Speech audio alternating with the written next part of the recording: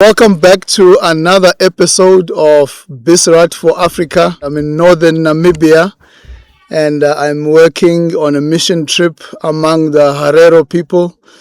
And I've been working with my brother and he's been translating for me. And I've preached about 7 sermons to some of the local people. And so he's been so helpful to me. He is a leader in the local church. He is involved in missions here. And today he's going to be sharing with us his testimony. We're going to be talking about the subject of circumcision. We're going to also be talking about the subject of marriage. And these are things that are both African but also biblical. And sometimes we see that there is a clash between what the Bible teaches about marriage and what our cultures are teaching about marriage. And both of our cultures also practice circumcision. And today we're going to share from both perspectives and also show what biblical manhood looks like and even the journey that he has taken, which maybe has led to so much persecution in his family. My brother, it's so good to be here with you, and I would love for you to just introduce yourself and tell us a little bit about what you do. It's a privilege to be with you. My name is Wothamembo Mothambo. It might be a bit difficult, but that's what it is. Wothamembo Mothambo. Yeah. I'm a Himba young man. I'm now getting old. But I'm from a tribe called Himba. I'm a married man with 4 blessings, 2 daughters and 2 boys. I'm a born again, a Christian, a believer. I think that's what it is. It's wonderful, man. Yeah. Tell us a little bit about the Himba tribe. You know, we might have watched some videos online about them. But they are a unique tribe that is still practicing their culture. And very often it's difficult for Christians to continue in the culture, but yet still be Christian. And so our brother is one of those examples of people who still want to appreciate the culture, but obviously not appreciate the things that go against the Bible. But brother, just tell us a little bit about your culture if you can. Our culture, I'm a traditional man, if I have to say that, but as well as a Christian, and that is to say, yes, I belong to that tribe, I belong to that culture, where I did not just move out of the culture completely, but then being part of the culture is that I'm still a Himba, I'm still practicing some cultural things that are not contradicting the Bible. But for those that are in contradiction with the Bible, those are the things that I'm avoiding, that I left, but I'm still there. And the Himba tribe is a tribe that deals with rituals. It's a tribe that believes in forefathers, ancestral. It's a culture that works with the fire that we call holy fire. We refer to it as holy fire because in our understanding, we know it as a holy place. Because we believe that our forefathers, our people, when they die, they don't die. They become holier. So and now they have this setup, this fire that is in the center of the house or the homestead. Now, when we have problem in the house, the elder person or the man of the house would then go and sit at that place and invite the people from the house that one morning, in the afternoon as well, performing rituals where then he would then communicate to the forefather, the people that went, that are no more here with us, telling them the problem that we are experiencing at the moment. And then we also believe that because they left us, they went closer to God. So then as they speak to them, they ask them to speak to God then, because then us being here, we are distant from God, and them they are closer to God. So they are mediating. Now they are mediating, yes. And then we also believe that when they cross over to life after death, then they become powerful, and then they can help us And that is now how the men of the house, the main man that sits at the holy fire, will then communicate all the problems to the people that are normal with us. And so it's a ritualist culture. So we don't do anything without them. Okay. Yeah, we always communicate to them. We recognize them, we appreciate them, and with most of our functions also to approach them, we need to slaughter the animals as well, as a way of saying we are giving to them. Yeah. Yes, offering. And we offer to them. So with that understanding, with that philosophy, yes, we think we offer to them, yes, but then in the end, it's ourselves that end up eating. They're just eating the meat. The meat that has been can't offered, eat. yes, because the spirit can. But then there's a part, because even before we eat that meat, we offer a piece from the whole meat to them, because we cannot even start eating that meat before offering to them. We need to offer to them, and as we are offering to them, a person, this main man will also have kind of an understanding or a discernment to say, yeah, no, they have accepted it, and they have also accepted the performance that is happening at that moment, and then everything is fine. Then the other thing also is that when we slaughter an animal, they open the belly, then they will check inside the animal, just to see whether the ancestral has responded and how have their response is. So they will look. They know how to read. I myself, I don't know how to read, but then they will read and say no. Yes, they look on the intestine. They are saying they are happy with what you are doing, or they are not happy. They will even go to far as to say they are not happy with what. Exactly what they're not happy with. Yes. Okay. As from rating from looking in the stomach. From the stomach, but what they are mostly using is the intestine. Oh, okay. So they will open it nicely. They have parts also where they are looking at, and then they will say, no, here's the house. Now when you see this vein, it's big now, maybe they are angry. And if it's not straight, then they say, no, you see, it's cut. So they are only happy from this point up to this point. From this point on, they are not happy. Sure. So then maybe something is not right. And if that is the case, if they are then not convinced 100%, then they will say, okay, they will then have a discussion after, where they will say, no, after we have read from the animal, we realize something is not right. Now, maybe for us to be clear, then we need to go consult now. Now, that consultation then is now going to be done with the witch doctors, witchcraft, and then they will go there and go ask those witch doctors, and the witch doctor, they will say, no, it's fine, you are here and we know you have problem in the house, and recently you also went to your house where you offered to your forefathers, and they are not angry. They are angry, they are not happy with something in the house, and they are angry with this. And then they will be told what they are not, the ancestors are not happy with, and probably they will be told, no, maybe when you offered this animal, you offered to the younger brother, and now the elder brother is angry. Or you maybe offered to the son, and then the father, in our case now, that might be, if it's me now offering, doing the offering, maybe I have offered to my father, then my grandfather is going to be angry. Is going to be angry, because then he will say, but why am I only recognizing my father and not him? I see. So then, if that is the case, then I have to come back and now slaughter another animal that in the name of the grandfather. I see. Yeah, but usually what then is be done is that when they are sitting at their fire, the main man will sit there and call one person, and then he will say, no, I just invited you, and then you know all your brothers, you know all your uncles, you know all your fathers that are with you that side. So call all of them, invite them. We need their help. So then that's how. Okay. Yeah.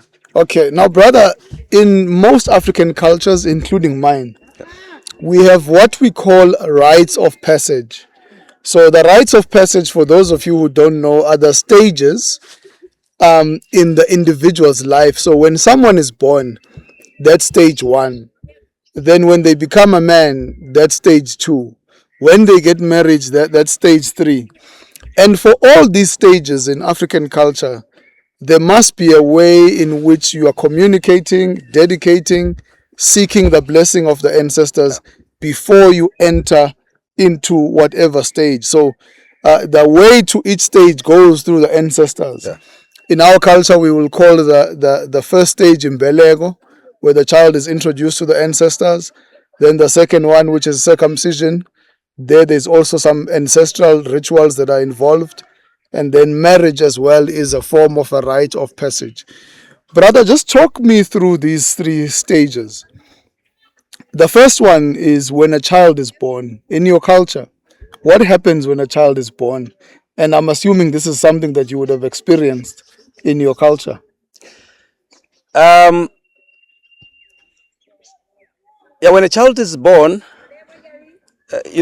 these days we are giving kids have been born in hospitals, yes. But then whatever the case, even if they are born in hospital, in the end they will be taken back home. So when they come back home, there are necessarily not rituals at that moment. Okay. So what happens is that then the mother who gave birth an animal will be slaughtered for her. And that's probably not really It's not a ritual as such. Yeah. But then it's just they are saying it's replacing the blood she has lost during birth. Yes. But then that meat initially, not these days now we are eating, but that meat was only eaten by women because it's the woman that has gave birth, that has delivered, it's the woman that lost blood. So then when it's slaughtered, then it's slaughtered for her, and then the ladies that are next to her. So that's what happens then. Yeah, I think that's at birth. That's what it is. At birth, that's what it is. Yeah. And then talk us through the second stage of manhood. Yeah, which I believe that you have come into conflict now at this stage. Yeah. Now, when it comes to circumcision, like I said, to say all our functions have been communicated to the forefathers. When it's time to be circumcised, which is done at the very young age. In my case, I cannot even remember when it was done to me, but yeah, it was done. But what I know is that at that moment, the men of the house will still go sit at the fire and speak to the forefathers to say, because before circumcision, you are also not regarded as a boy. Because you are not, because you still have the foreskin. Yes. So you're a boy before you are.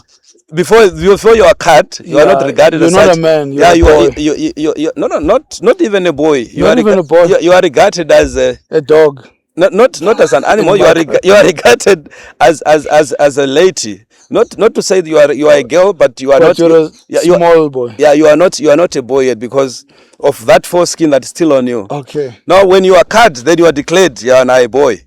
Oh, okay. Yes. Then now you. Yes, you are born as a boy. Yes. But the fact that the foreskin is still on in our culture, then you are not regarded as a boy, and that's why.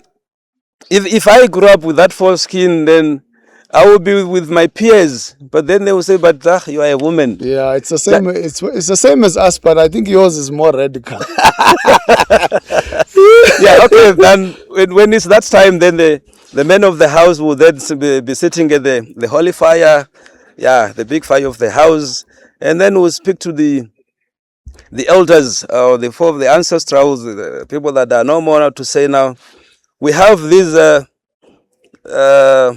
young boys of ours that are not yet men, and today we are ready. We want to introduce them or to make them men.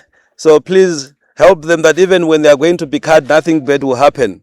So it's a kind of asking for protection throughout this process, because it's something that is going to be cut on a person. And every cut on a person can go wrong. Yes. So now for protection, then they will speak to the ancestors to ask for protection.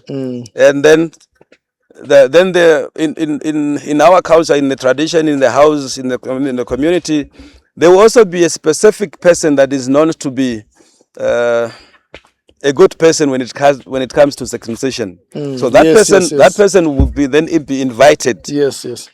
Now, traditionally, there are also things that they know. I don't know now whether I should call them mutis or whatever, because before cutting, Yes, yeah. they will administer something Yes. on the boys. Yes. And that is also part of protection, to say yes. what is going to be performed should go well. Yeah. And then after, even they are also putting something on the wound. Yes. Just to help make it healing. Yeah, for healing and yeah. It's the same. But then generally all these things that have been done, it's in connection to the ancestors. Yes. Because the protection is from there. Yeah. So in a sense, you can't perform that rite of passage without having ancestral connection. No way. There's no way you do something that big. You have a function of that magnitude and then you do it on your own. Because the thing is, the house where you are, it's not even your house. It belongs to them. It belongs to them. So whatever you are doing in that house, you must tell them, I'm going to be busy with this. I'm going to do this, for them to say yes. Yeah. That's why they have to read to find out, to be sure that they have responded. And then yes, then you say no, the animal says everything is fine, now we can go on. Yeah, so you do everything in consultation with them, otherwise you can't do it. You are on the wrong. What about if you, in South Africa, you can also go to the hospital and get cut there by the doctor and then come back and have a celebration? Most Christians do that, but in your culture, is there space for such a thing? Maybe not. Maybe not. Okay, because like I said, we have our own circumcisers, people that are doing those things. So and you know, this piece must stay in the house. Now if they must put it in the house. Yeah, not necessarily that there's a place where they have been stored, but it must be cut at home. At home, okay. No, so then there's no possibility of being cut at hospital, because if you are cut at hospital, then the piece, that skin will be left then there. Yeah. But this must be done at home. Yeah. So that's why there's an invitation for this person that is known to do this to come from wherever and come perform or do this cutting at home. Okay. Yeah, so there's no way you do it at hospital. But now remember, in the eras where we are living now, we have so many conditions, sicknesses. Now, these traditional circumcises, they are also registered with the government. So they are also been taken through safe practice when it comes to cutting the foreskin, because now you also don't need to come in contact with the blood of another person, whether from the boy or from the person cutting into the to the boy. So they also been taken through those processes. But then they are traditional men; they must do it at home, and that is to make sure that this is done at home, not somewhere else, because then otherwise it will not be. It won't be a big thing. It won't be a big thing, yes. So, brother, I want to understand now. Sorry, the conflict. Sorry, carry on. So before you come to that, it's not just the boys, even the girls. Even the girls? No, the girls are not being cut, but there is also a stage, because they are born as girls. But then they should come at a stage where they are now be initiated, that we have been installed, where they have been now recognized as a woman. So there is also a performance, there is also a ritual that has been done, where they must now come back, they must now come home, they will slow down the animal, they will remove something, for a piece from the animal, from the belly, that they put on the head. Now, in our tradition, we have something like what do I call it? It's like a head, but now head of a lady. Now, until that is done to you, you don't put that on, because you are not a lady. Is it, you are not a woman. The thing with the hair? No, the hairs. Okay, with the ladies, the hair, they will start two from the front, but it also remember that in our culture we also have different. We are the same tribe, But then, if from that same tribe, we have different, like dialect. yes. Yeah. Now, say you're from this house. Yeah. Now, the hairs that have been plaited on the head of a lady, some will be in front, 2 of them. But from a lady from another house will be 1 in front. Okay. Now, as they are growing up, they would then turn behind, and then they become multiple. Now they become many. But then still, she's not a woman. She still needs to. Yeah, she still need to be initiated. Wow. Now, at the time of initiation, is when they will put that part of the meat from the belly on top of the head to symbolize now she's now a normal girl, she's now a lady. And then only after that, they will also change the hairstyle, and then put something like a head on top. Wow. Yeah. Amazing. But what is common here is that for all these things to be done, there should be a communication to the ancestors, because you are communicating also these stages of this person's life to say she's now moving from this stage to now she's at this stage. From this stage now she's now at this stage. You must communicate that, because like I said, this house is not yours, and even your kids are not yours. You are communicating to your father to say, my father, the daughter that was born in this house, she's now at this stage, this stage. Yeah. So you are communicating constantly with them. So talk to us, brother, about the role of fire now in male circumcision. So what happens now? You obviously spoke about the cutting of the foreskin, but where is the role of the fire in this whole thing? The role of the fire is that for anything to happen, like I said, the main men of the house need to let fire at that place, the holy fire, and need to talk to the ancestral to say, we are going to do this morning. And only after that, the cutting will happen. And after it's done, the communication will go back to them to say, no, we are now done. They are now going through the healing process. Please, we are asking for protection over them, that nothing will not happen to them.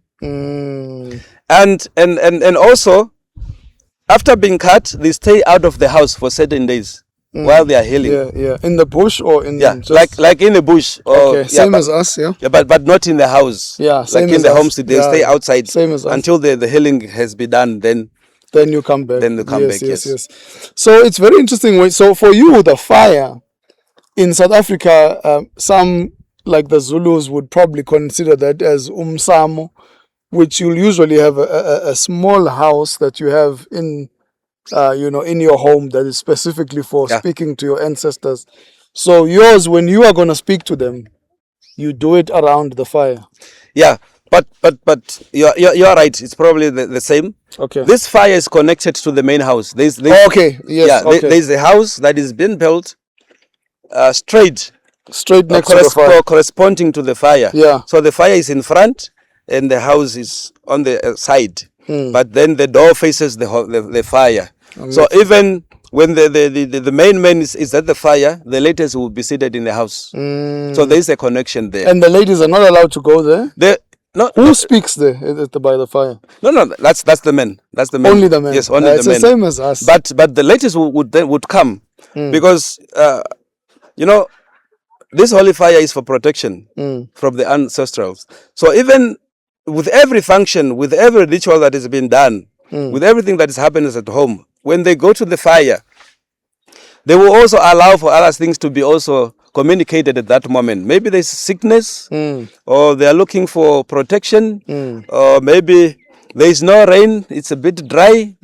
So that thing will also be done, will be communicated then. So now, even if the function is for circumcision, for the cutting of the foreskin, there will be, if I can use it, maybe opportunistic then at that moment to say, okay, fine.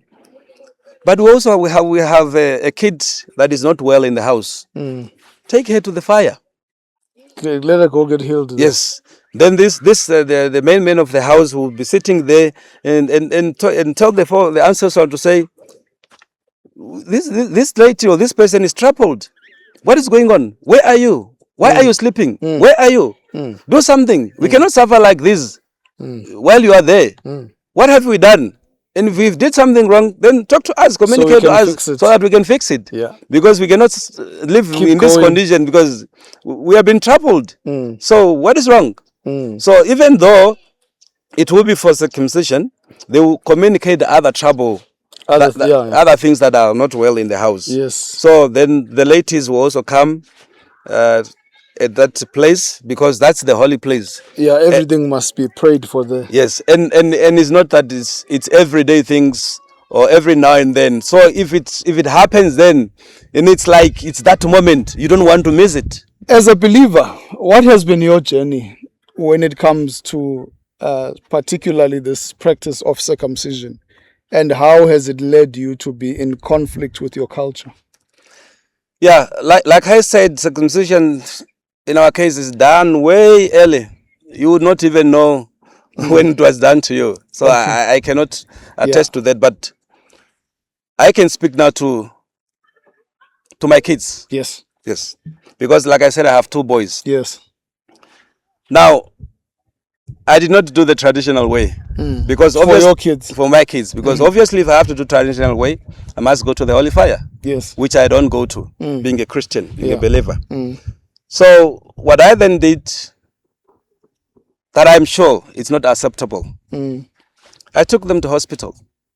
They were cut there, and that's what it is. It ends there, it starts there and ends there. But then, it's not right to my... To them, they won't accept it? It's not right. Yes, they are cut, but then it's they not right. They don't acknowledge it? Yes, not at all. Yeah.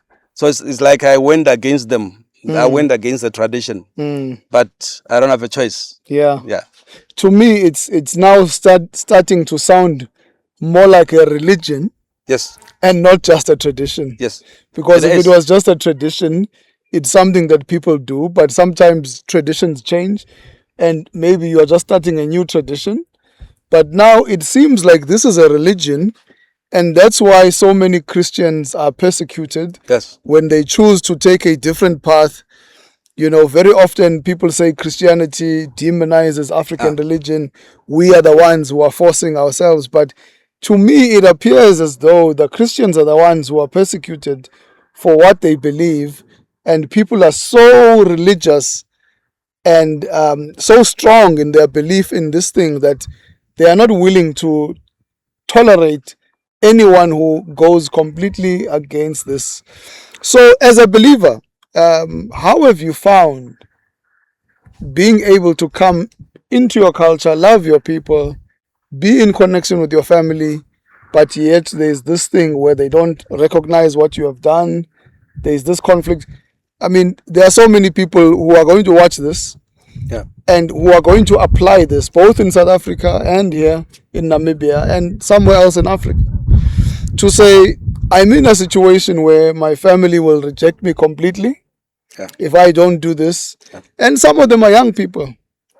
And some of them, maybe their mother and father will say, get out of my house, go live in the streets if you're not going to do this. Yeah. How would you encourage them based also on what you have done in your own life? You know what? My father was a very difficult man. He's no more now. And he was a very difficult man. But he loved us so much.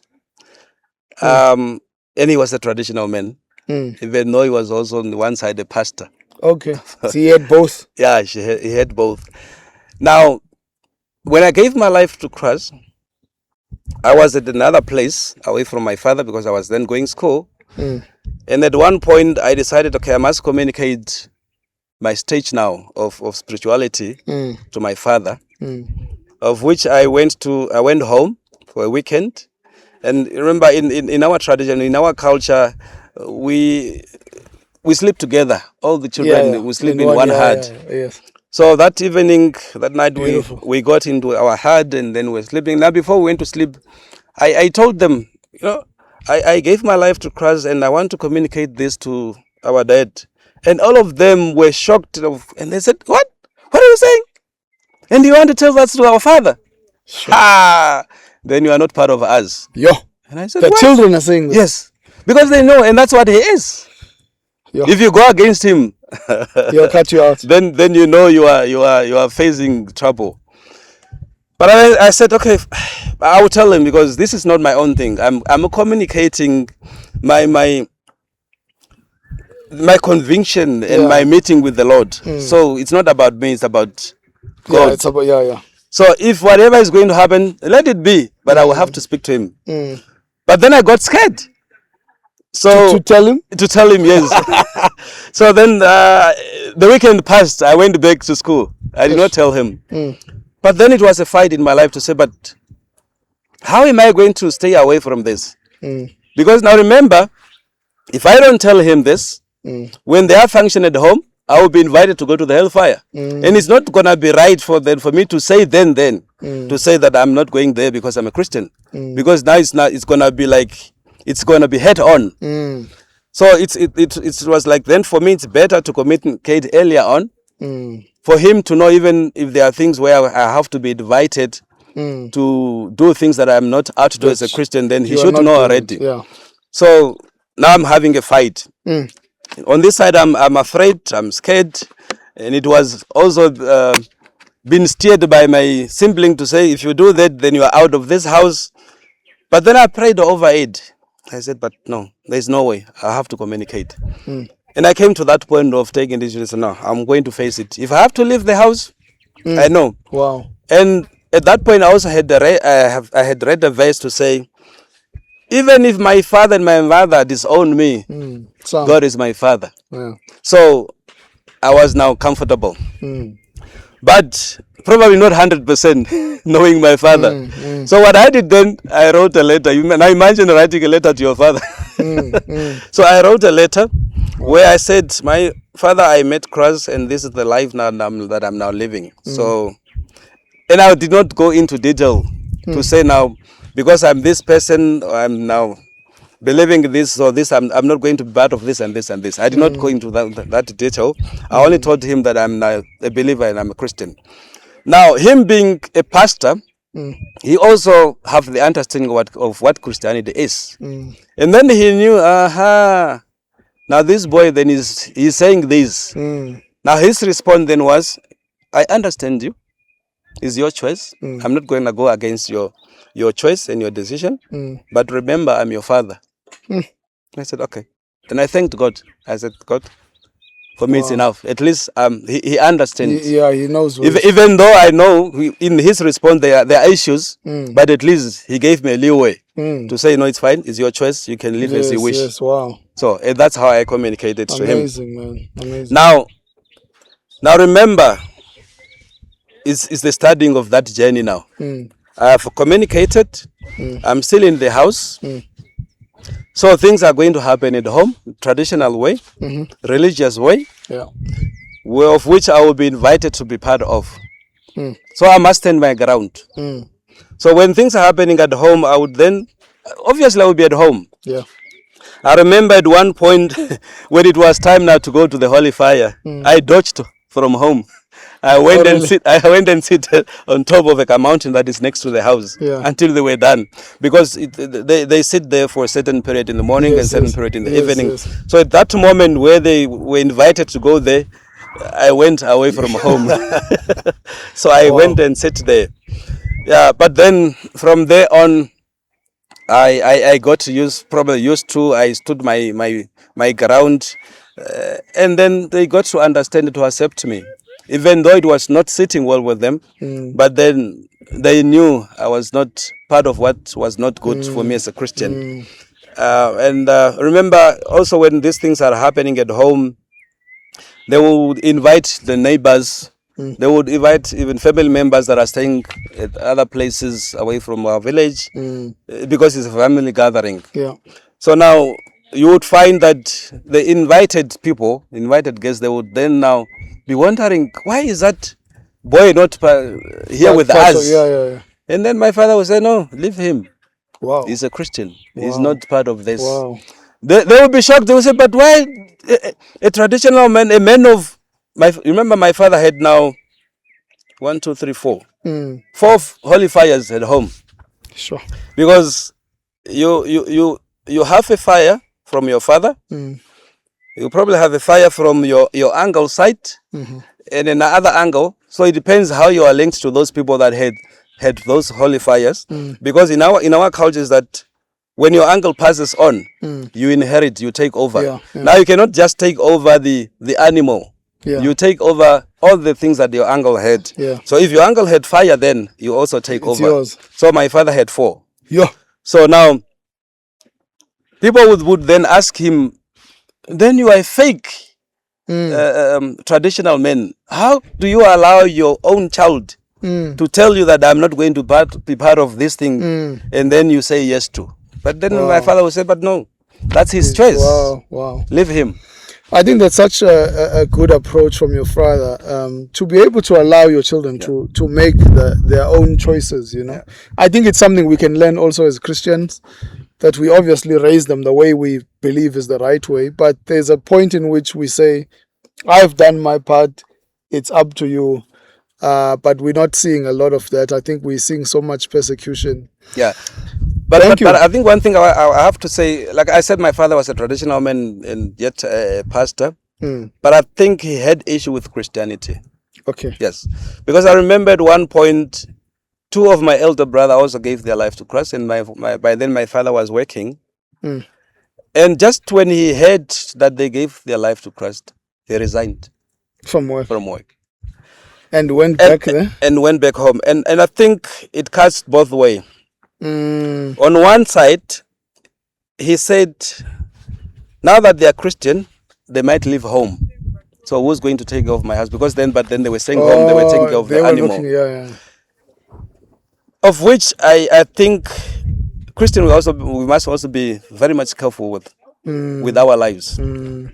Because sometimes we make life difficult for ourselves. And we also make other people to misunderstand Christianity. Because I think and believe that the reason why my father had to resign when he realizes or heard that my elders now became Christian is because sometimes when we become Christian, we want to change everything. We want to shift completely from everything. Yeah, I'm with you. Which is not right. That's not what the Bible says.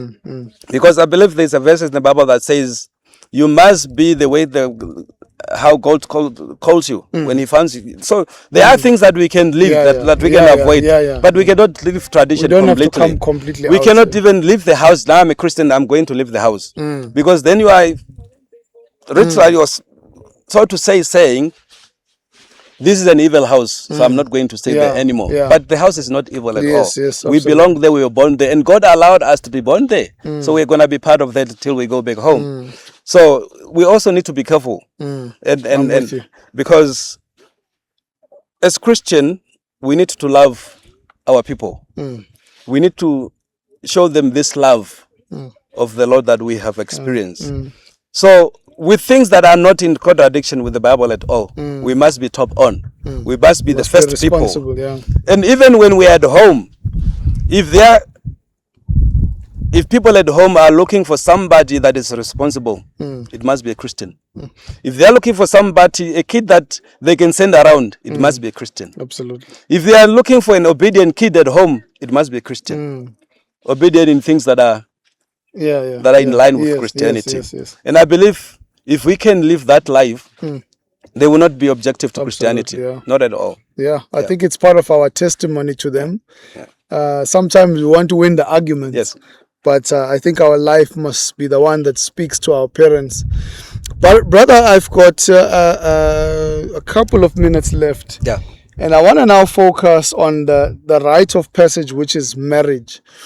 Now, there's a lot of rumors and speculations about marriage within your tribe.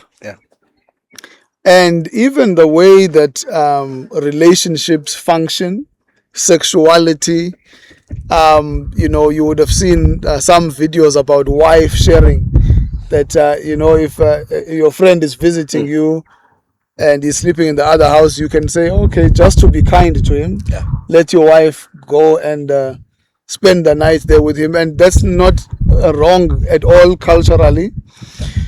Or if your friend finds your wife there at the kraal, you are not there, and he wants to sleep with her. As long as you don't see them, it's seems to be acceptable.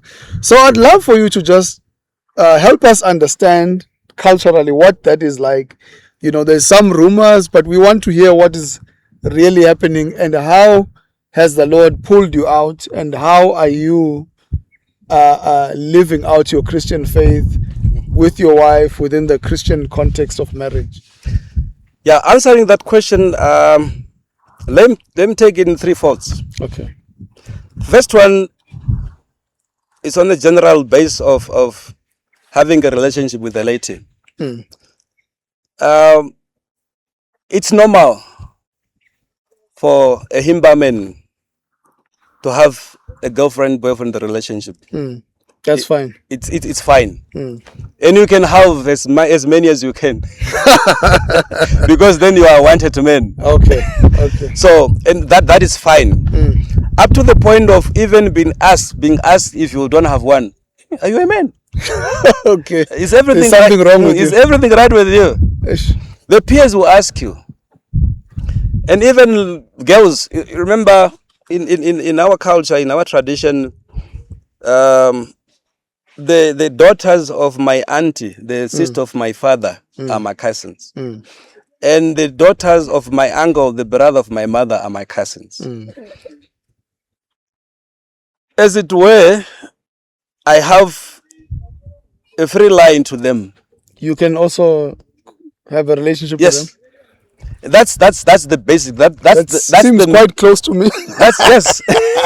that's the main one. Sure.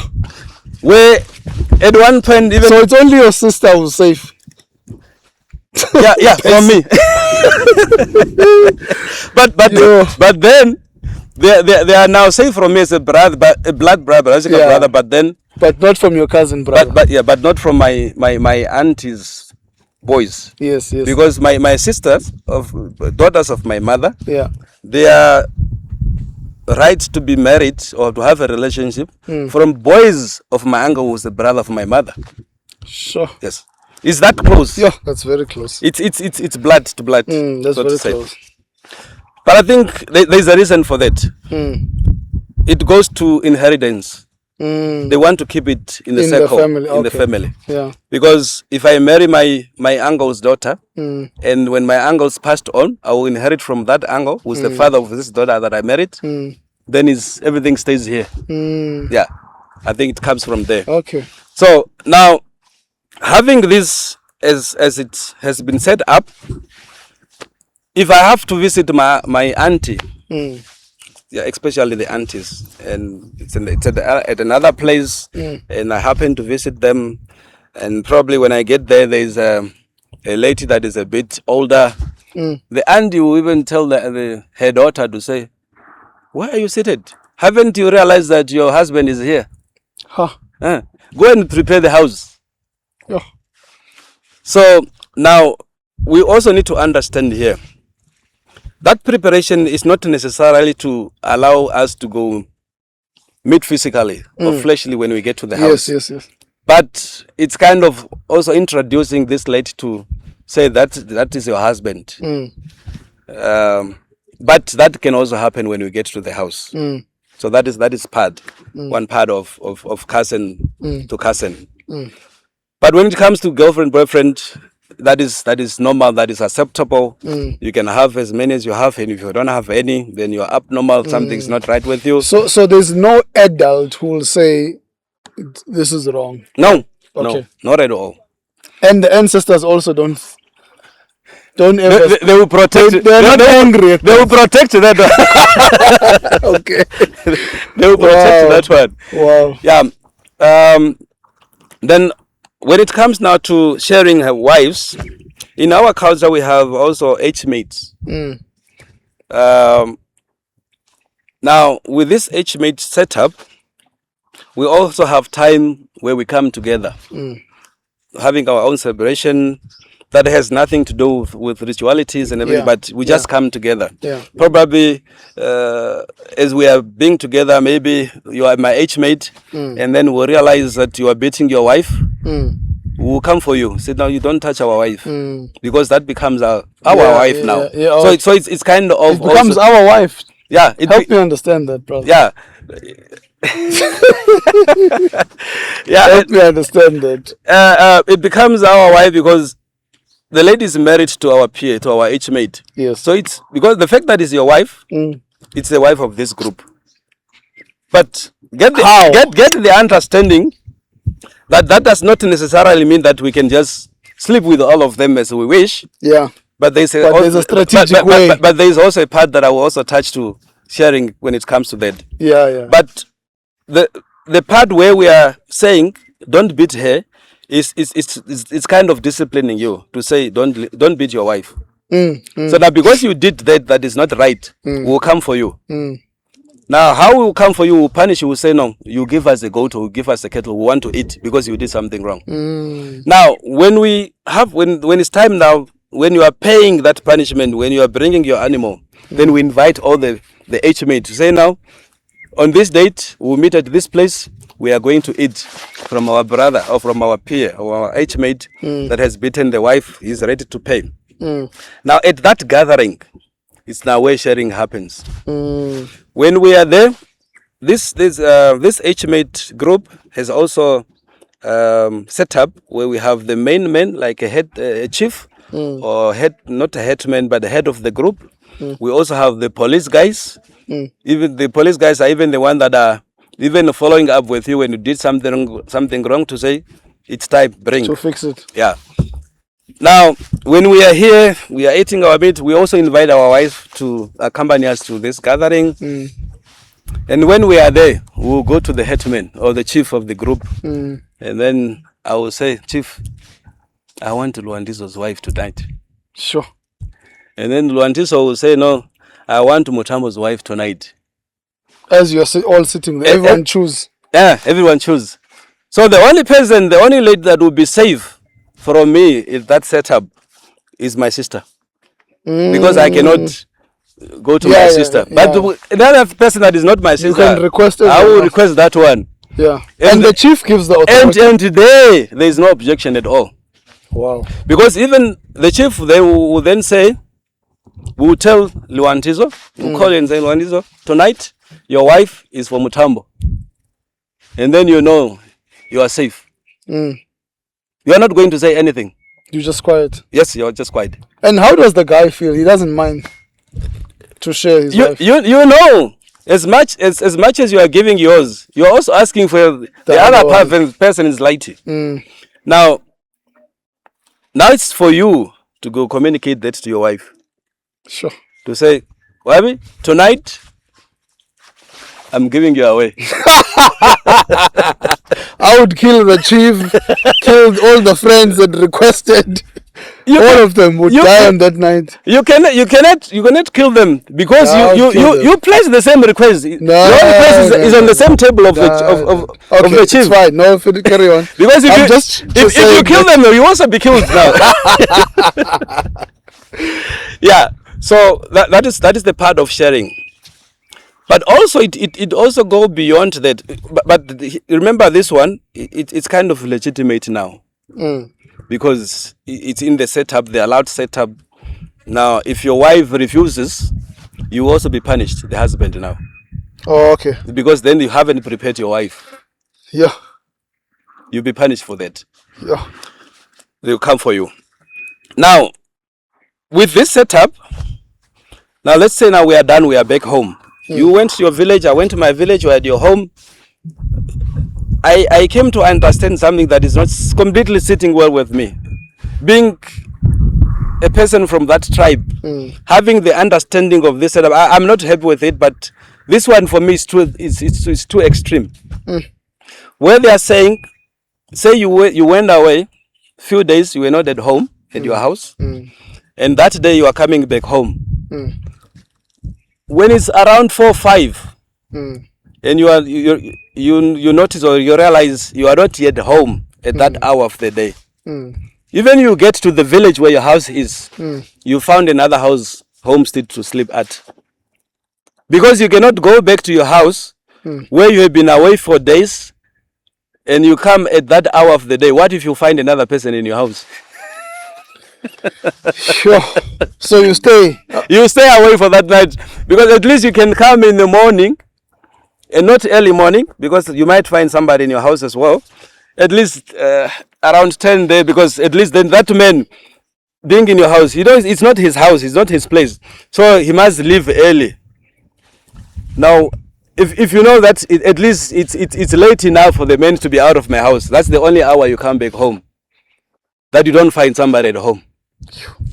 If they realize you are coming that late hour at home, and you find somebody at your house, obviously you might confront the person, you end up fighting with the person. Your peers will also come for you. But why did you come at that hour of the day or the evening at your house? Why did you come home? Yes. So they are reasoning, apparently. Apparently, it's a training given to with this sharing at their gathering. Yeah, it's a kind of tempting.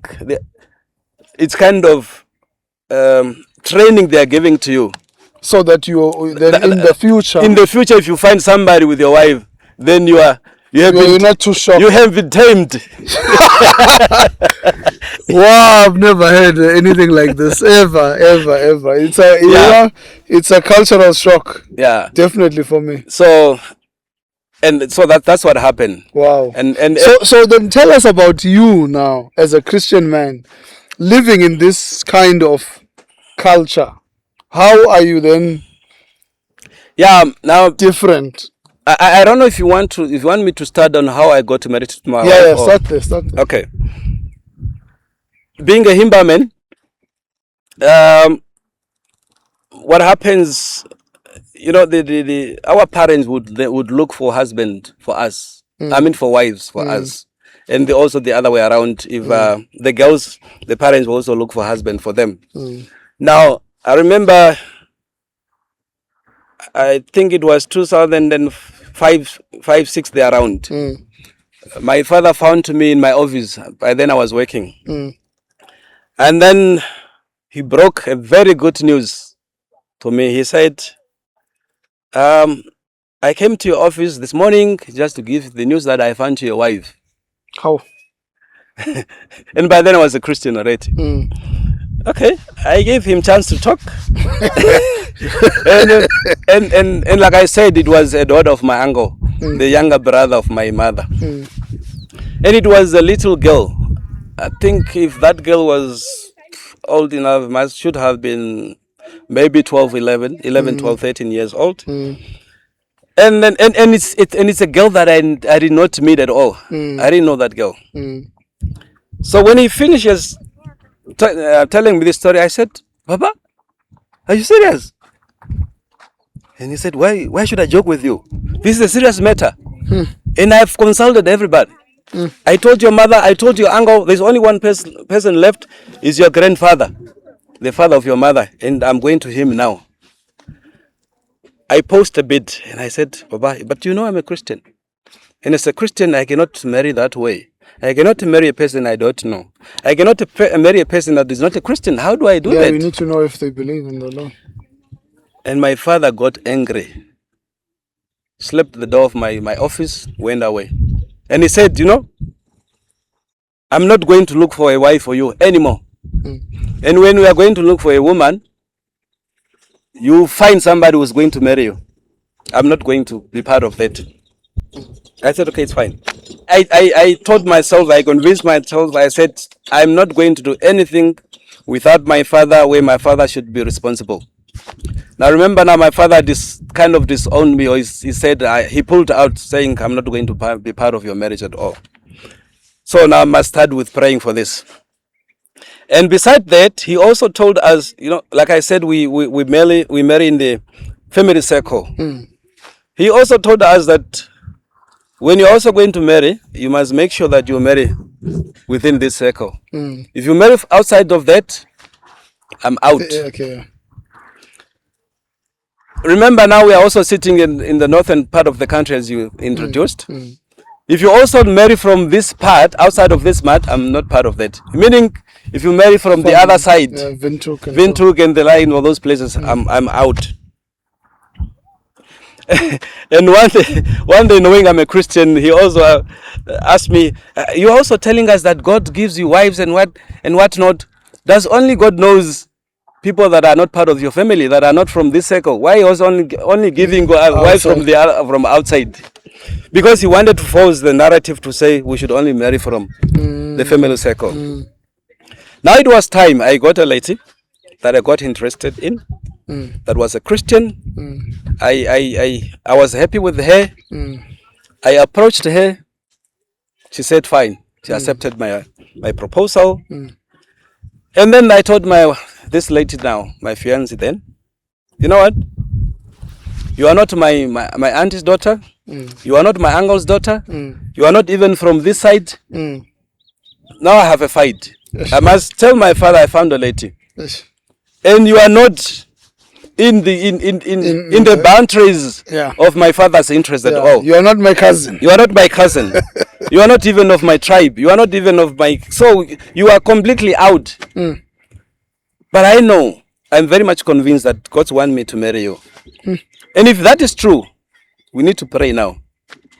That if I approach my father, my father will say yes to go ask you your hand in marriage. Because if he doesn't do that, then I know you are not. We started praying. And then I also told my mother, I found a lady, go talk to my father, communicate that to my father.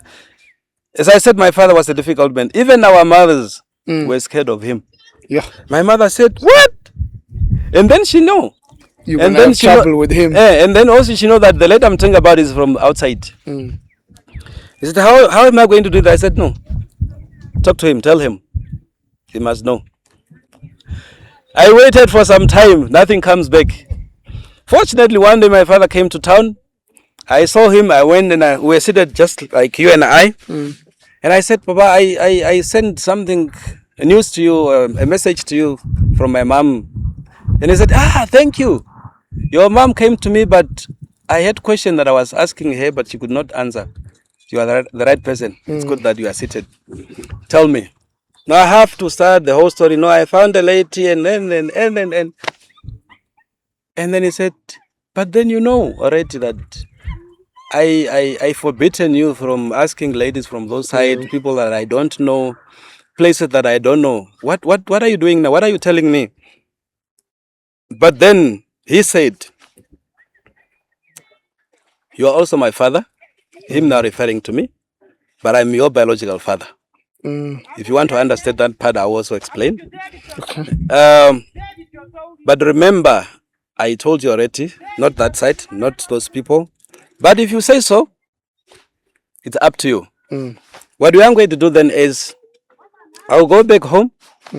When it's time that you want to take me to your in-laws, the parents of your lady, you drive your car, you pick me up. If I'm not busy, I will get behind your car. You drive the road that you know, because I told you I don't know roads that goes that side.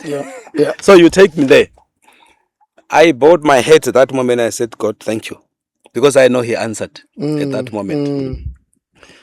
Knowing my father being a difficult person, to give me this answer, then I know God sorted everything. And then it happened that my father was part of the whole process from the beginning to the end. And in our culture, when you marry from another house, you bring your wife to this house, your own house now, where she must be introduced to the new house. It's kind of initiation. Now that also must be done to my wife because she's from the other house. But I'm a Christian and my father understands me as such. So I did not do that part, the initiation of my wife to this house. But she's now welcomed already. So I got my wife. The very good thing, the very encouragement that I must maybe live with the people now is that with all these difficulties that was there earlier on, with my father being difficult, as I explained, knowing that everything I was doing was the will of God, knowing that everything that I did, I've asked God to say, God, you must lead in everything that we are doing. Everything went well. And from the first day until the day my father passed on, was praising my wife. Wow. I remember twice. One day we met in Windhoek, the capital city of Namibia now. I went for school, and he went for medication, for treatment in Windhoek. And I heard he was there, so I met him at hospital, and they were sitting close to each other with my mother. And just when I approached, he asked my mother to shift a bit, so I was sitting then between them. Just for my father to say, I want to apologize to you. Wow. And I was shocked. I said, what kind of apology? And in Windhoek now, we're even away from home. But now the question was, he did not ask me to apologize, to say, what have I done? He's the one now saying he's going to apologize. I said, now, what did he do now? That he's going, then now the father even apologizing to his son. Wow. And he said, for all these years, I've been saying, don't marry from other side, don't marry from other people. But seeing your wife, how she is, looking at your marriage, I think you did the best thing. Wow. I bowed my head again. I said, God, how much can I praise you? Because it can only be you. It can only be the Lord, yeah. That was it. Wow. And then at one point, one of my sister that was married, it came to a point of divorce of their marriage. Ish. And this sister of mine was staying in the same place I was staying. My father was at the village, and my father gave me a call to say, bring your sister home. Now I did not know they are divorcing, but then he told me, no, they are divorcing, and I want you to bring her home. Now them going home, I must bring the daughter, my sister, home, and the husband and the family of the husband also must accompany us home now, because it's now them that must bring her back home. Yeah. I was disappointed because I also did not be part of the divorce process. Yeah. But I don't have a choice now. I must just take her home. So I brought them home. I drove them home. And then he said something that touched my heart. While we were sitting, my father said, my daughter has been brought home, and she's not the first one.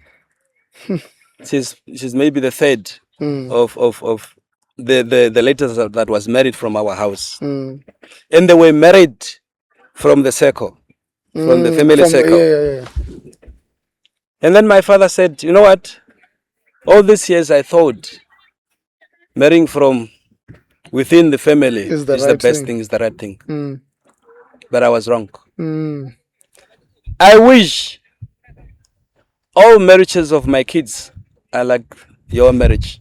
Wow. Referring to me now. Wow. Because every time when my father comes home, comes to town or poor, he would then stay at our house. And then he said, I'm staying at this kid's house when I go to Opuo. I never saw them quarreling. I never hear them fighting. I never see them fighting or disagreeing with each other. And for me, that's the best marriage I have ever seen. What a testimony. And I wish all my kids had the same marriage. Wow. So that was something that touched my heart again. And it was confirming what I thought it was. And from the beginning to say, God, this is your marriage. And I'm sure you are happy me marrying this lady. So, and from my father was happy with our marriage to the end of his life. Wow. So that's the I think testimony that's of my such a marriage. great way of ending this, that, the Bible says, let your light shine before men so that they will see your good works and praise your Father in heaven. And perhaps this spiritual battle that we as Christians are up against with African religion, with our family members whom we love so dearly, I think that we need to pray. Yes. Like you have shown us that prayer, when we pray, the Lord can open doors, soften the heart. Sure. But what I'm also seeing from both the circumcision and the marriage part is that we need to have an example that we are setting. This is how we will be able to show these people that there's truthfulness in what we believe, and also that they will see that this and this are different. Yes. And this is the better way, and the results are there for them to see on full display.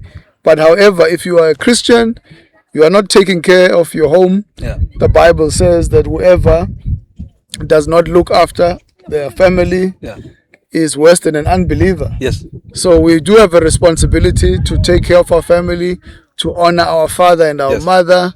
And these are the ways that God has given us to be able to display the gospel before our parents. It's not easy, but what I'm seeing from my brother's testimony is that there is victory. Yes, there is light at the end of the tunnel. Yes. They might initially persecute you, but in the end, they will come back to you and say you chose the right way. Yeah. This is Bisrat for Africa, a channel dedicated to giving you Christian commentary on religious and spiritual matters. Thank you so much, my brother, for all that you have shared with us. Like we told you at the beginning, we are in Namibia, close to Opuo, which is about a couple of kilometers from... it's about 30 kilometers from Opuo. Yeah. But it's 780 from the capital city, Windhoek. From Windhoek. But how far from Angola? It will be 180 as well. 180. So, I mean, we're not too far from Angola. This is... We're right up in the north. Yes. And we are working with his tribe. We are working with people. Some of them are still nomadic. Yes, they are. They are still moving and not settled. But the Lord has been with us. We have been here over Easter, sharing the gospel, talking about spirits, about ancestral callings. A lot of people really responding to the message, denouncing these practices. And so we give the praise to the Lord. Thank you.